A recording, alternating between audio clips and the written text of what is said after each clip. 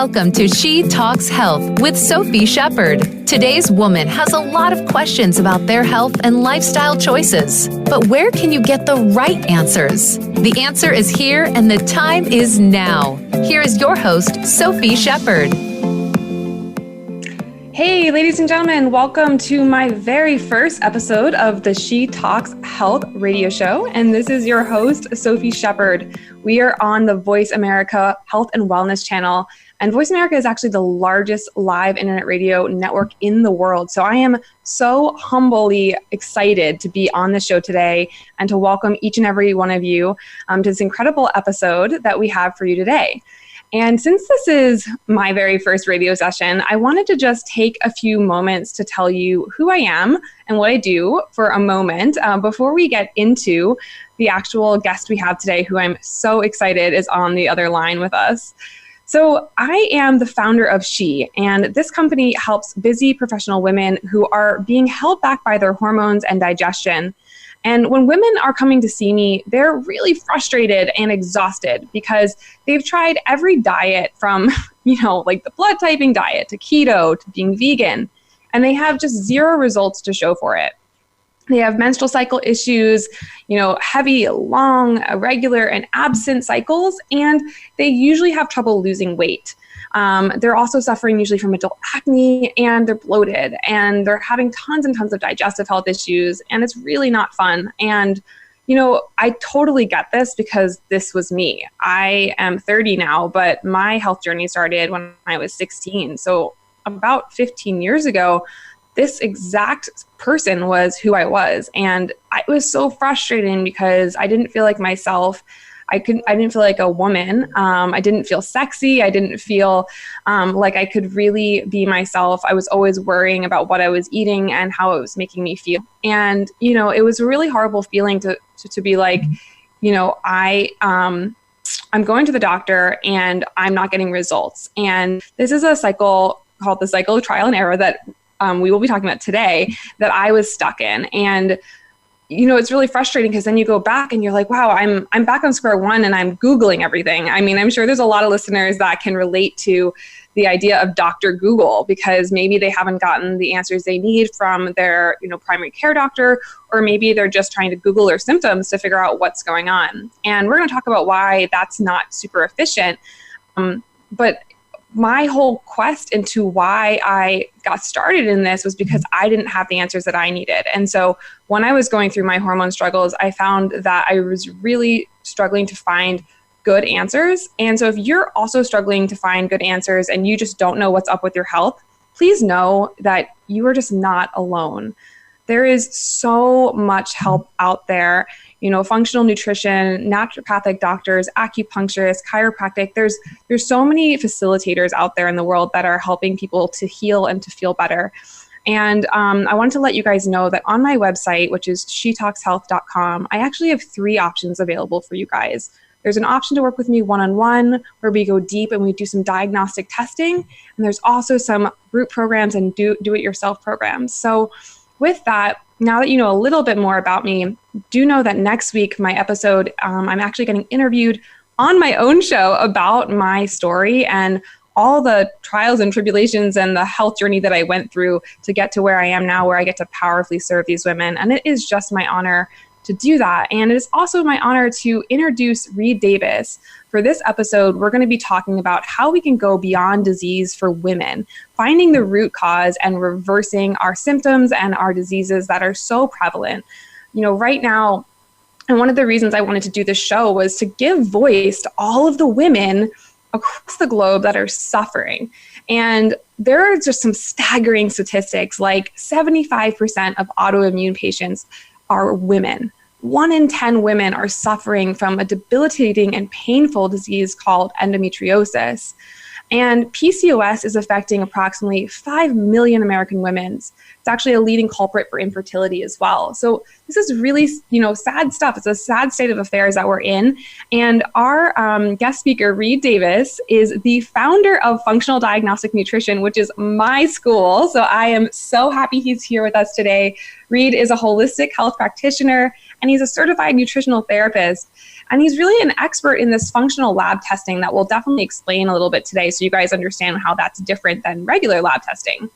And with Reed's just decades of experience and testing, he has really changed the game for so many people. And so, Reed, welcome to the show. It's so great to have you. Thank you so much, Sophie. It's a real pleasure to be here.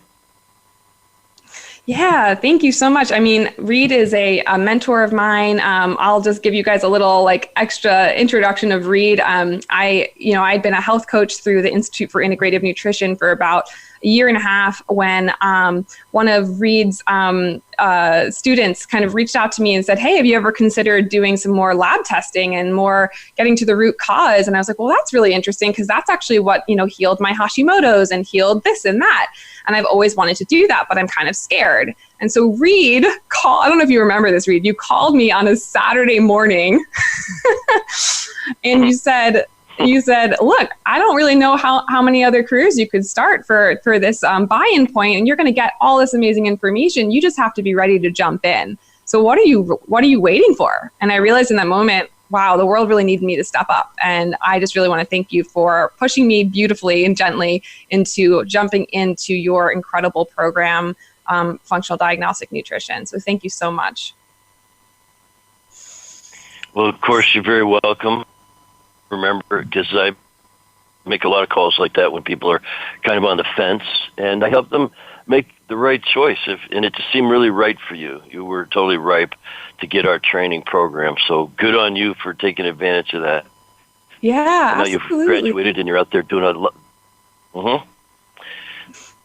You're doing a lot of good in the world, and I'm very, very proud of you. So good on you. Thanks, Reed. Thank you so much. And for those of the audience that don't know what FDN is, could you kind of talk about how you started this school and how I love your story of what experiments you kind of were doing to get to this point. And I think it's really relevant for all the women listening who might just be stuck in this cycle that they can't get out of. Well, thanks for the opportunity, and I'll tell you, I was actually, back in the 90s, I was in environmental law and working in that field. I was saving the planet, air, birds, water, trees, bees, and I started noticing that if the environment was so bad and it was killing animals and filthying up our air and water and stuff, well, what is it doing to people? So around 1999, I turned my attention to what is going on with people, including me and my own health. And I guess I was in my 40s then, and I thought I was in pretty good shape. Didn't really have any health issues, but I went to work in this clinic. It was called a wellness clinic. It was chiropractic and acupuncture and massage. And we had a medical doctor and some other people doing some great things. And the owner decided, she hired me to run the business, and I went to a nutrition program with her. She said I could go along as her assistant, more or less, and I did. And she let me work on her patients in between classes, which was just an amazing, unheard of opportunity. And I fell in love with the clinical side of this field. Again, I was running the business and building the business, and at the same time, fell in love with the clinical side, working one-on-one with mostly women. And the most common story was that they'd all seen at least 4 or 5 or maybe 8 or 10 different practitioners already, and they weren't better yet. And I thought, I came from a field of, consumer affairs, more or less, and said, that's a ripoff. Like most people getting into this business do have a problem of their own, and they overcome it, and then they help others to do the same thing. That's your story. I was in good shape. I just thought people were being ripped off by. What do you mean you've seen 8 practitioners and not better yet? So I determined then. This was very naive at the time, as you know, Sophie. But I determined then I wanted to be the last person they needed to see. I was a very good researcher and writer and things. So I started working with people, and I ran thousands of labs on thousands of people. I just fell in at the right time. Again, they were mostly women, but when we had some more or less almost like things occur, then they brought me their kids, they brought me their husbands, and we worked on everybody. So after 10 years of that, and literally I was known for running more labs than any office with maybe 5 doctors in it, and I just was very aggressive that way. And I noticed some things. I made my own observations about who got better and who didn't. And it's no surprise to any listener that the people working closest to the underlying causal factors were the ones and who applied principles of healing, the general principles of healing. They were the ones who got better. And again, sometimes miracles occurred, and people with diagnoses, some of which you mentioned, it just went away. By getting healthier, you just get healthier. And so that's what formed the basis of the course that you took. So I worked in an office for 10 years before I started teaching, and I've been teaching for 12 years now. So it's quite a story. Yeah, and I would love to just take a pause in the story because it's such a beautiful story. And I think the next question that maybe a listener might have is, and I know this was a big thing and a big aha for me when I started taking the FDN course, was these kind of general principles of health building. And I know you say very often that the general principles of health building outperform specific treatments. And, we live in a world where it's a very this for that, right? You have a headache, you take Advil. You have, I don't know, any other ailment, right? It's usually a pill or a tincture or something. So we're thinking very singularly, and I think we kind of forget that, oh, right, my head is connected to my neck, which is connected to the rest of my body. And when we start to think that way, we can stop getting into the weeds and treating our body in parts like it was a car, and really treat it as a full running machine. And so I'd love to hear maybe what you feel are those kind of key principles of health building that someone could fall back on no matter what, because one of the things I really want to accomplish in this show is to not talk around something, but be really specific around tools that they can lean on. And I know, even though I'm using the word specific, that we don't treat anything at all. We really build the health of the body. So I guess my question to you is, what are those general principles of health building, and how do you see them outperforming those specific treatments? That's a great question. And what, I have to go back to when I started and realized that I'm not a doctor. I'm going to actually have to figure out what's really wrong, because physicians, they can use agents, whether it's drugs, and there are other types of physicians and practitioners who use supplements and just an agent. So they bring an agent into play that wasn't there before, and they hope it has an effect on the symptoms that the client or patient is complaining about. And they do so with sometimes very little regard for what I call the variables. So, just what's your main complaint? Well, here, try it. And sometimes that agent works, and sometimes it doesn't. And sometimes it might actually make people worse, especially since they're probably ignoring the underlying cause or condition. So that's a specific treatment for a specific thing based on either the symptoms, and sometimes those guys run labs too, and they're then treating the papers. Oh, this is low, or this is high, some marker on a piece of paper. Something's low or high, and they, again, introduce an agent with low regard for the variables and hope that it changes the numbers in the paper and that the person feels better. That's what we call specific treatment. Now, what I realize is that that's not working. People have just gone from one practitioner to the next, trying some new diagnosis and specific treatment, or some modality or whatever it might be. It could even be a new diet program, exercise program, and what have you. So what I mean by applying the general principles of health building means, well, let's not treat that specific thing. Again, that could be considered practicing medicine without a license. I'm not a doctor. Why don't we just treat every cell, every tissue, every organ, every system in the body, the entire organism, if you will, and to do so, you must pay attention to those variables that the other guys don't. So we care very much about, well, whose lab test is this? What is the person's life like, including a very holistic approach.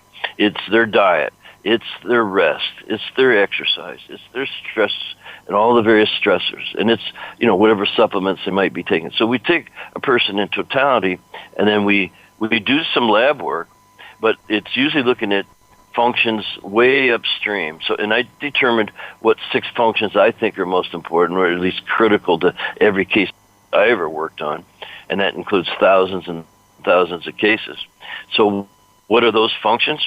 Well, we would look at the hormones, the immune system, digestion, detoxification, energy production, and the nervous system. It spells hidden, so it makes it really easy to remember. Yeah, I love that you did that hidden. Go ahead.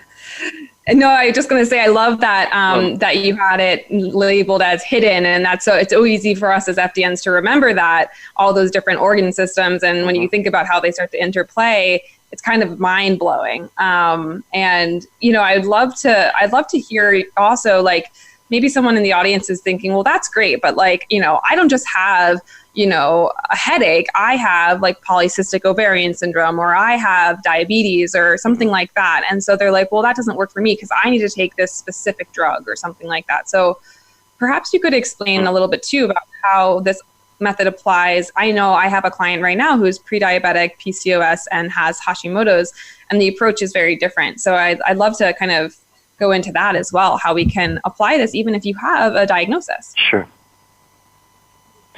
Well, it often works best on people with a previous diagnosis because they have been going at it for a long time. And usually they are seeing a physician or more than one physician, might have 2 or 3, and each one is kind of specialized in one part of their body. Again, this idea of specific treatments. They might be on 3 or 4, or I've seen people on 8 or 10 different medications. Again, with little regard for who is taking it. And so it doesn't matter how complex the case is, except for that you might do more laboratory work, look for more underlying causes. But those causal factors, will be within the HIDDEN construct. And it's just that over the years, thousands and thousands of cases, those were the similarities. Those were the common patterns that I noticed over thousands of cases. I didn't pull those things out of the thin air. I noticed when we did hormones, they felt better. And then when we worked on the immune system, they felt even better, and digestion and detoxification. And everyone has some of these common healing opportunities. So, and that's what HIDDEN stands for, the healing opportunities. So it doesn't really matter if you have PCOS or fibromyalgia or chronic fatigue or irritable bowel or any of these things. To me, I'm not a physician. I'm not going to diagnose any medical diagnosis. You can have those things. And then, but when you look at what the healing opportunities are, and then apply the general principles of health building, well, what are those things? Again, it's another acronym, and it's corrective diet, corrective sleep or rest. So that's DRESS, diet, rest, exercise. You can't be healthy if you don't move your body. Stress reduction, which is the biggest area, along with diet, because there's so many different types of stress and stressors, and what I call contributors to metabolic chaos. And then finally is supplements. And I don't have my own line, but I know a few things about them over all these years. So when you figure out what's wrong, or what the healing opportunities are within the HIDDEN columns, and then you apply the principles to every cell, tissue, organ, and system, people just get better. And if they don't have a medical diagnosis, they might have been headed towards one. A lot of doctors, people get turned away at the doctor's office because there's nothing wrong with your blood work. Well, it looks normal, so come back when you're really sick. And that doesn't work for people either. So it's those HIDDEN healing opportunities that we identify with the lab, applying the principles of wellness and health building, and that's a journey for people. But that's the formula. And people just get better. And even serious diagnosed conditions have just dried up. Wow. Yes. Thank you so much for explaining your brainchild. I love hearing it, even though I've heard it so many times throughout the program and listening to you speak. And, as somebody who's benefited so greatly myself from being reminded of these crucial principles, right? I mean, diet, let's just say them again: diet, rest, exercise, stress reduction, and supplementation. And that DRESS principle is so fundamental. I often see people kind of like, I'll give you an example. I live in New York City, so everyone is pretty stressed out here. The name of the game is to go, go, go, go, go. And as a female, I think it's even worse because males' hormones, they set up every single day on a 24-hour clock, whereas women change throughout the month. And so we're being kind of set up to go, go, go, go, go, and we're constantly stressed out. I mean, I think a lot of people are stressed out in this country. And so when we don't look at that first S as a primary function in what could be kind of debilitating us or causing these symptoms, we're missing a huge piece of the puzzle. So I love that you have these like kind of 5 pillars that anyone can really go back to and start to work on. And I think one thing that I'd love to hear you talk on is you've mentioned many times that 70 to 80% of all hospital visits are due to stress-related conditions. Wow. Can you explain that a little bit more for the audience? What are those types of conditions? I mean, I think one of the things that I learned from you is how stress is a bucket. And so I'd love to hear from you more about stress, because I think it's one of those things that people don't know how to grasp onto. So I don't know if that's a clear enough question, Sure. But yeah, can you talk about stress a little bit more? Yeah, sure. Well, the DRESS program, if you will, customized D, diet, R, rest, E, exercise, and S, stress reduction. So let's look at that area because it's huge. There are what I would consider areas of stress. One is the mental emotional. So, and that matters a lot towards your health. Mental emotional stress, if you're fighting with your spouse, if you have kids that are misbehaving, if you have financial problems, if you don't like your work environment, and there's all kinds of mental emotional stressors, the neighbors, or whatever it is, that can contribute to chaos in the body. It transfers right into the body. That's stressful stuff. Your hormones get out of whack, and from there's a cascade downhill. Your whole health can change because of mental emotional stress. But there's also built up physical stress and trauma. So over the years, we might have had sports injuries or car accidents or just things that happen even when you were a kid. Sometimes even the way you were born can affect your physical, the musculoskeletal system. There's, again, trauma and micro-trauma from weaknesses and repetitive motion things. So the body itself, aches and pains from just abuse or overuse, can add up too. Now, the body responds the same way to that kind of stress with the hormones got out of whack, and it cascades from there. And perhaps the third area could be even bigger and more insidious because it's the environment. Remember, this is where I started the whole health field, is with knowing what's in the environment. There are just thousands and thousands and thousands of chemicals that are being released on a daily basis into the environment. And that would include the air you breathe, everything you drink, all the food, and you name it. So and not only is there that type of chemical and environmental stress, it happens within our own bodies. So our bodies produce waste products. They also get other kinds of stressors like parasites, bacteria, funguses, viruses. And you could throw food sensitivities on top of all that. So, wow, now look at stress. It's the mental, emotional, it's the physical and trauma and aches and pain, and it is the chemical and biochemical stressors of the world and what is produced in our own bodies. So you have this milieu, and the body breaks down. We're all unique individuals with our own unique individual weak links in metabolism, what are often called vital voids. Just some people just don't do things very well inside their bodies. Now, when you take that approach, then you know why the only approach to get out of that trouble, most people, let's say they've lived their way into the troubles they have, they have to live their way out of them. And that's why those dress principles work so well. Mm-hmm. And so, yeah, in the area of stress, it's huge. And I think everyone can probably relate to that pretty well.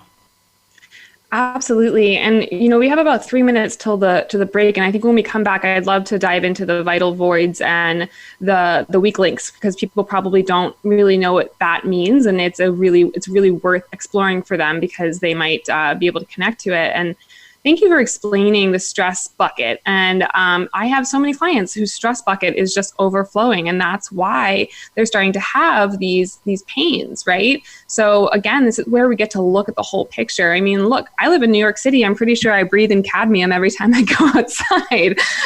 So, I think one thing to leave on before the break, maybe, Reed, is given that there's all these biochemical stressors, given that there's so much stress in the news, right? We're going through this coronavirus thing right now. Everyone's stressed out. How do we, what's our practical tip on how we can start to manage this stress so that it doesn't become overwhelming as we start to learn more and more about this huge bucket of stress we're facing today? So you're saying you want, what's the question? You want to know what else just in the bucket? Just a practical tip or two for what people can do to manage their stress, since now they understand this big bucket that they're facing, potentially between the three stressors you explained. Well, we talk about the formula that you have to work on every cell, tissue, organ, and system simultaneously. If I was going to treat a specific thing, that could be construed as practicing medicine. Now, you can certainly treat yourself in any way you want, but as a professional health coach, person working in this area, we can that doesn't work for us. And so, again, it takes a rather comprehensive, or at least those 5 things: diet, rest, exercise, stress reduction, supplements. So you could take a look around. We run food sensitivity testing, for instance, for the diet, and so we get the diet cleaned up first. And your diet should actually, if you're eating right, we use some metabolic typing and the food sensitivities together to come up with a perfect fuel mixture. So one tip is to fuel your cells with the correct ratio of protein, fat, and carbs. Most people are eating wrong for their type, their genetic type. So you're going to be eating too much carbs, or maybe even too much protein for some people, too much fat for others. So getting the fuel mixture right is the way to clean up the diet, minus any tests you might do, on food sensitivity, foods you're actually sensitive to. I don't know how long we have before the break, but that's a critical one right there, just eating and fueling cells.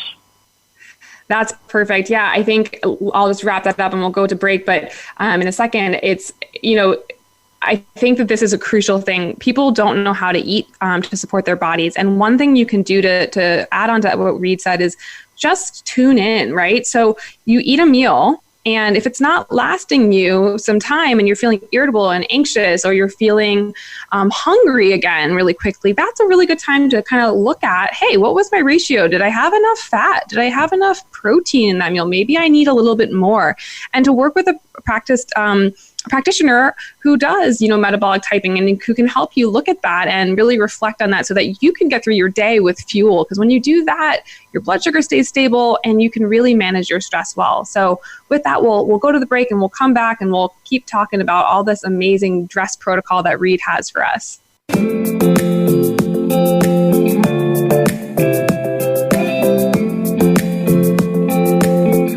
Sophie Shepard is a functional nutrition practitioner and founder of She. Sophie helps busy women all over the world go from hormonal chaos to optimal hormonal alignment so they can live their lives fully without being held back by their bodies. Using the power of functional lab testing combined with life-changing mindset shifts and integrating the entire body's system.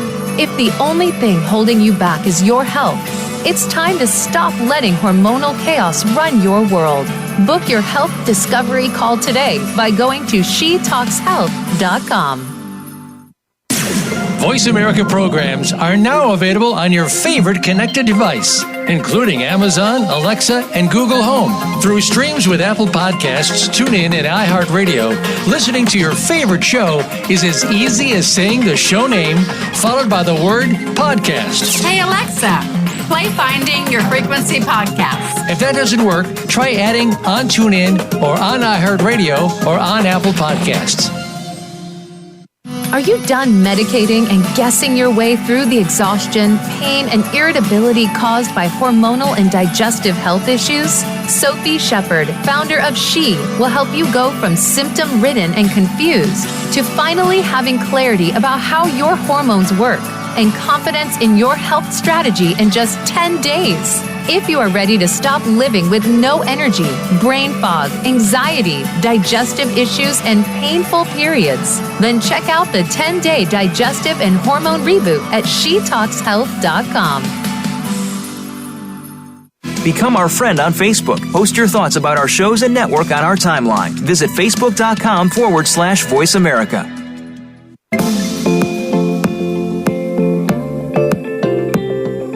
You are listening to She Talks Health. If you have a question or comment about the show, send an email to sophie@she-nyc.com. That's sophie@she-nyc.com. Now back to She Talks Health. Well, welcome back, everybody. This is Sophie Shepard with She Talks Health. We're about halfway through our conversation with Reed Davis, founder of Functional Diagnostic Nutrition and personal mentor to me in my health journey. And we are just talking about how the general principles of health building outperform specific treatments and what that means in terms of the DRESS program that Reed teaches all of us FDNs, and DRESS stands for diet, rest, exercise, stress reduction, and supplementation. And we use this 5-pillar approach to support health and build health. And I have to just say that, before working with Reed and working with the FDN principles, I didn't really have a guiding force on how I was helping people. I just knew I needed to help people. And now I have a really clear understanding of why you have to look at the person as a whole.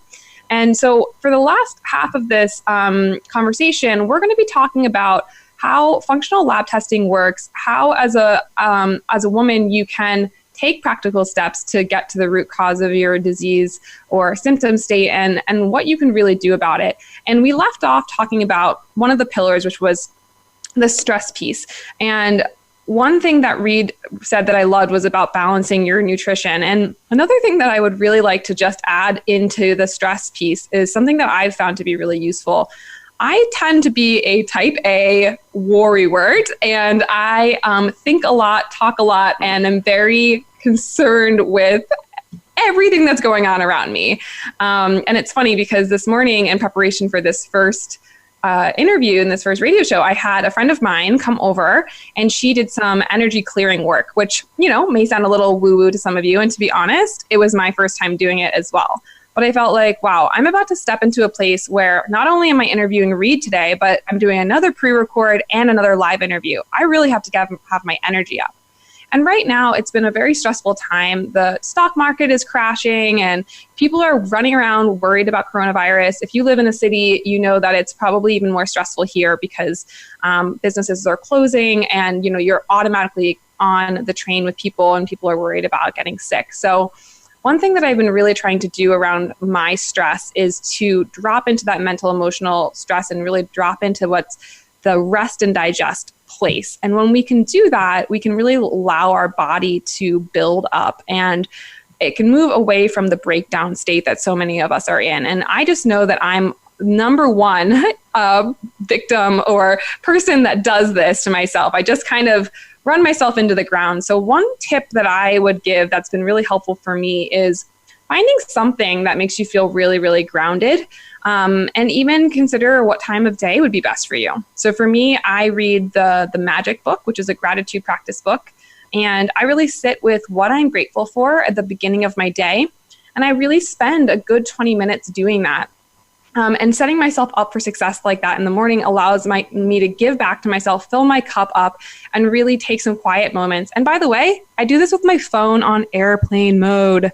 yes, airplane mode. My phone does not go on until after I've done my morning routine and I feel really full. So if you're feeling really stressed and running around right now, I hope that helps. And let's move on to some more questions for Reed, because I'm just loving this conversation.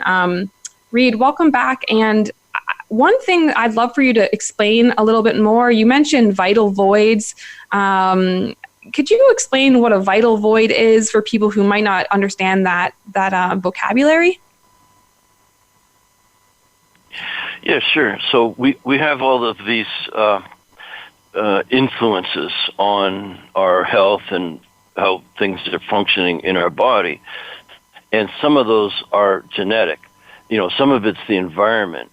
Now, the most important thing is probably the environment and not the genetics so much. It's said, this is a borrowed phrase, genes kind of load the gun, but it is environment that pulls the trigger. So in all your health problems, I've heard a doctor who I really respect, a great researcher, Dr. Russell Jaffe. He says that the genetic component is only about 8% of your problems. The other 92% is how you live. It's the expression of those genes. Genes aren't a foregone conclusion. You just might have a gene for colon cancer or some other diabetes or some other problem. If you got the gene for it, doesn't mean it's going to go that way. And so what would make it go that way? It is mostly the environment. And so, that's called epigenetics. So there's genetics, that's your genes, and there's epigenetics, that's the influences on those genes. So there's what we do, the DRESS, we call it the Dress for Health Success program, is an epigenetic program. It's going to help a person to express the genes, their genetic potential in a good way. So genetic potential should be looked upon as a favorable thing, or maybe not. Like me, for instance, I'm 5'9". I will never be an NBA player, an NBA star. I just don't have the genetic potential to become an NBA star. But I got genetic potential to do a lot of other really good things. And so I live in a way that those I can express. My health, basic health, will be expressed in a very good way. So, I'm 66. I'm in great shape. I've actually had a telomere test that says I have the health and body of a 40-year-old at 66. And I've had people, take that test. I had one person in their 50s took it, but it said genetically and biologically, they're more like in their 60s. So this idea of genetic potential becomes really, really, really important at some point for some people. And that's where the vital voids come in. You have people with genes that could go wrong, and then they're living in a way that, those genes get more or less switched on or off, and it produces a negative result. So an example would be my dad died of colon cancer, and his dad died of colon cancer, my grandfather. Well, you could figure I have the genes for colon cancer, and sure enough, when I did the genetic test, and I just did the one that's really popular that everybody can get, and it's pretty inexpensive, and you get the raw data, you get all your genes, and then you put it through these various computer programs. Like for $100, you can run it through this program or that program, and they print out your potentials. So if you have a void and you're not behaving yourself, you probably are going to express in a bad way. There's a vital void there in your genetic makeup. So that's one way of looking at it. That's the hard way. The easy way to look at a vital void is if you've had a body part removed, like your gallbladder. I mean, millions of people have had their gallbladder out. Well, that's probably going to give you some fat digestion problems. So that's a vital void. You're never going to grow that back. It's a weak link, if you will. And so there's lots of other weak links. Take a lactose intolerance. Well, that means you don't produce enzymes that break down the sugars in milk. So you have a hard time with milk consumption, dairy consumption. That's a vital void or weak link in metabolism. And we have to work around those. Yeah, absolutely.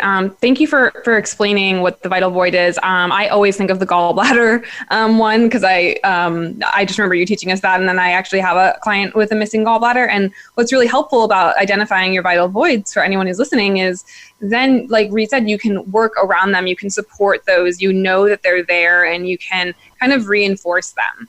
And that's where it really is helpful to work with a practitioner who understands that, so that you can really get that support through the rest of your life if it's a physical, like a gallbladder removal kind of thing. And just to go back to the beginning of when you were explaining this idea of epigenetics, because this might be something really new to the audience. And I love that you pulled it in because, there's all these genetic tests out there. And what I think people get caught up in is they get that test done and they think, oh my gosh, I have the Alzheimer's gene, I'm going to get Alzheimer's.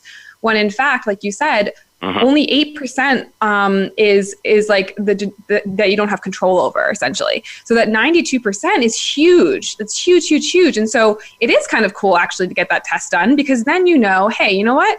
I have this information. I'm empowered with this information because now I can choose to live a life where I'm going to build my health and support my body in this way. And I'll just share, something personal on my end. This is really interesting. I love talking about epigenetics and kind of genetic predisposition. So when I was 22, I had 7 years of what the doctors called at the time irritable bowel syndrome, which I later found out really was a condition called leaky gut or intestinal hyperpermeability, which we talk about a lot in the FDN course. And I had been dealing with that for, 7 years at the time. And unknowingly to me, this was causing a really inhospitable environment in my gut and causing my immune system to kind of be overactivated. And so what we know about autoimmune disease and what we're learning, because this is what's really cool about what we do, right? Is like nutrition science and all these things are building on top of each other. We're doing more and more studies. We're finding out more information. So what we're learning about autoimmunity, which again affects, I think it said 75% of women, 75% of people with autoimmune disease, it's a woman's, affects women. So I'm in that group, and autoimmunity comes from, what we're learning is that it comes from a combination of things. So you have a potential genetic predisposition. All right. So I had that. For thyroid issues. Then you add on an acute or a chronic stressor. All right, so I had that, and I'm going to be talking about that again next week, what was going on in my mental, emotional health at that time. And then I had leaky gut, which we also know can lead to some immune hyperactivity. So it's interesting, right? Because I didn't know that at the time. I wish I'd known that, and I wish I'd had the forethought, because perhaps I wouldn't have developed all the way into full-blown autoimmunity, which, I basically manage now, and my symptoms are under control because now I'm living that dress for health success, guide as my everyday, right? So now I've applied that and I've healed in a way, we don't really use the word healed, but I've improved in a way and managed symptoms in a way that have really been beneficial. But really, it's been a whole diet lifestyle shift that I've been living and walking for 7 years. And that has kept those autoimmune symptoms and issues at bay. So it's interesting when we talk about epigenetics, because I see it in myself as well. So I just wanted to share that. Yeah, I understand perfectly.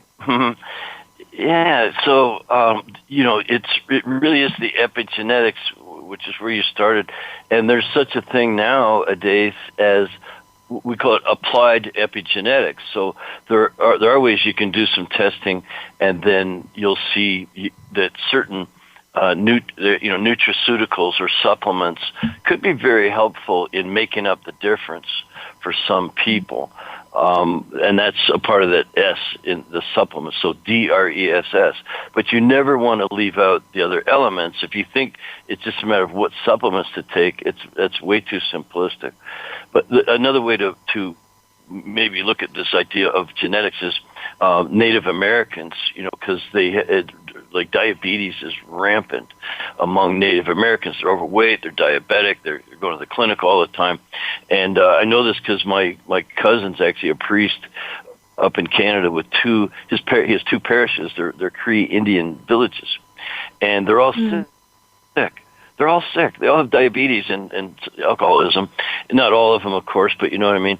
And it's because they're genetically predisposed when they get off their natural diet. So they are meant to fish and hunt and eat game and organs and high purine type proteins and fat and a lot of it. They're only genetically sort of allowed to eat a very small amount of carbohydrates, like seasonal seeds and fruits possibly.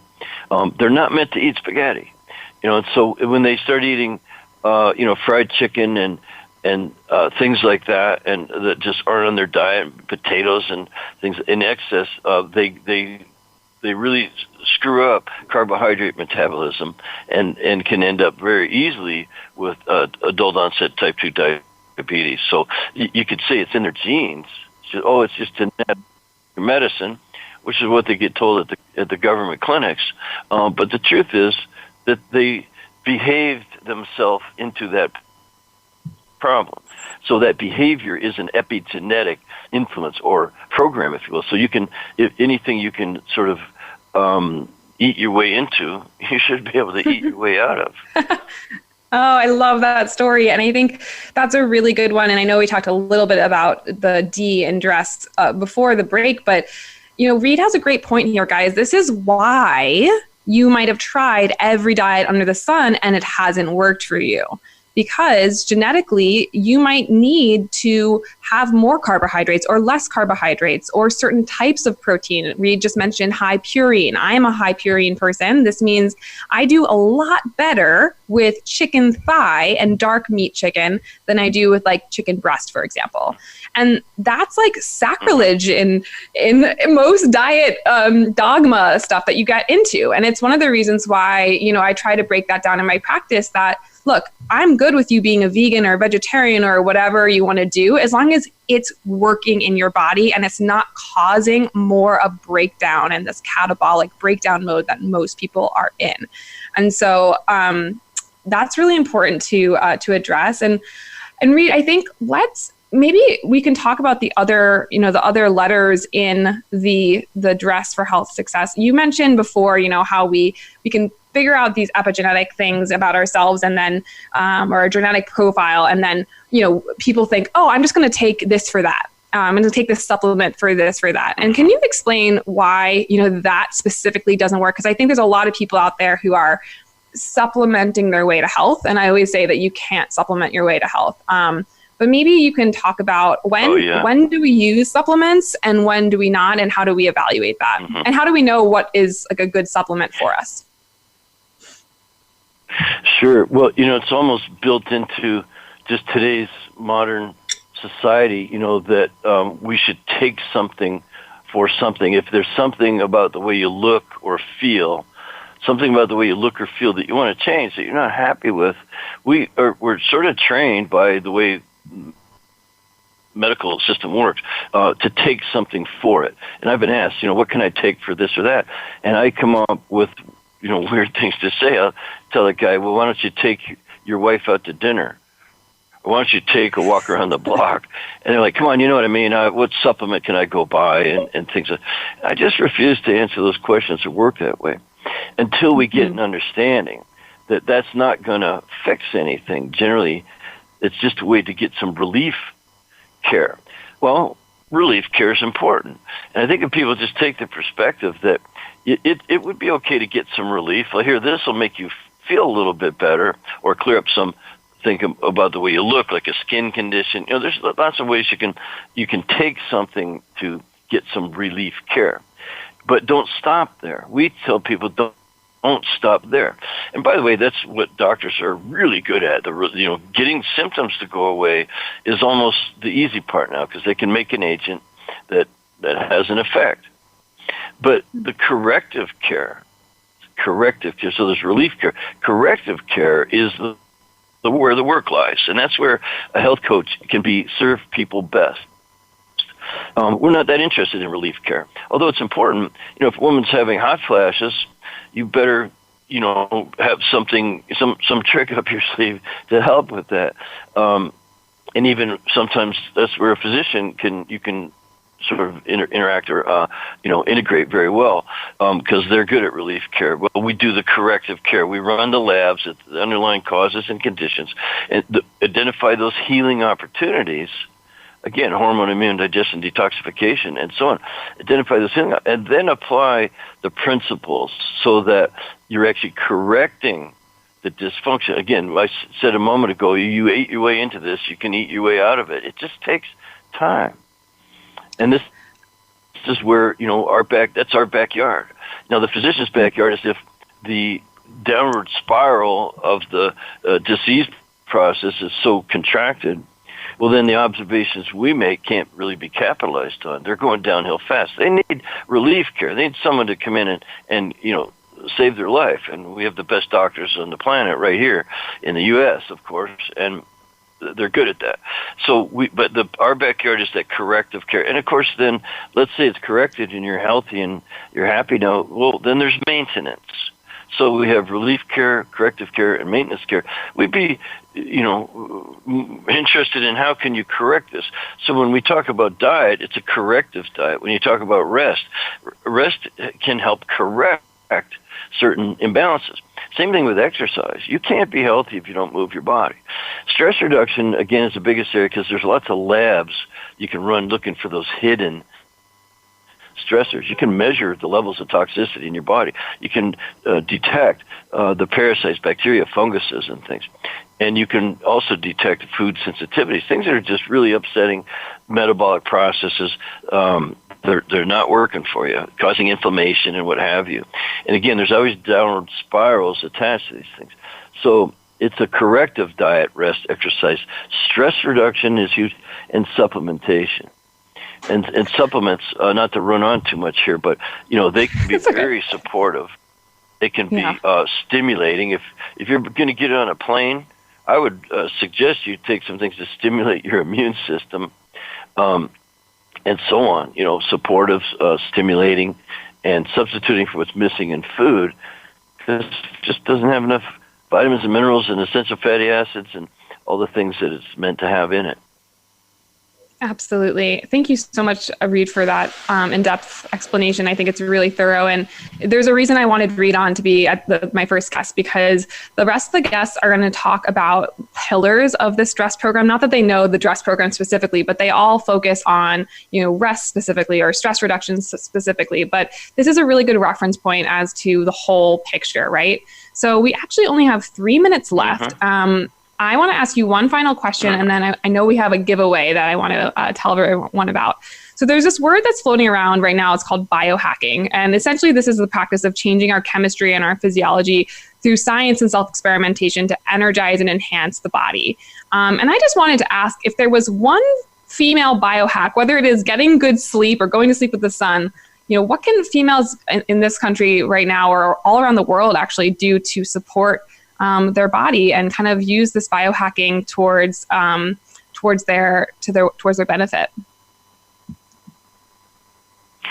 It's a great question, and what I found 20 years ago is that stress and hormones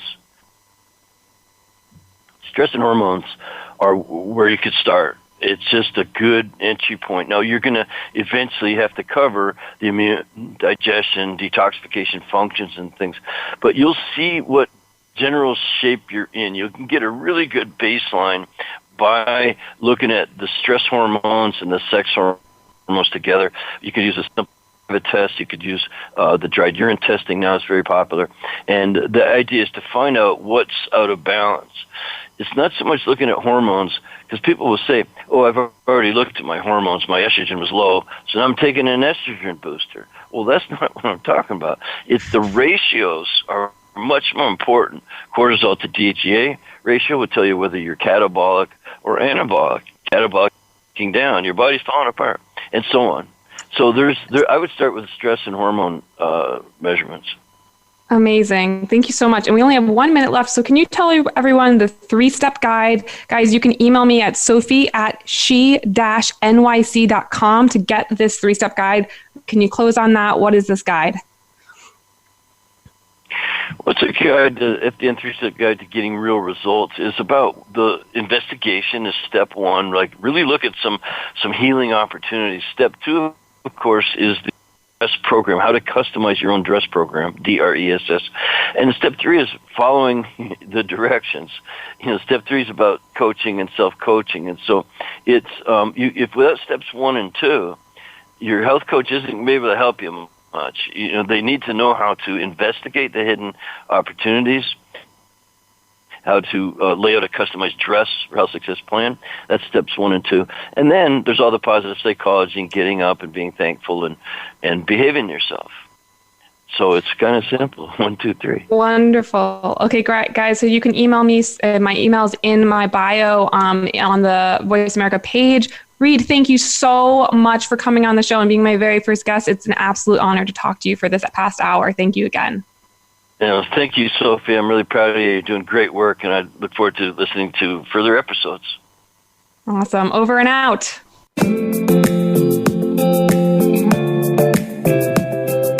Thank you for joining us this week for She Talks Health.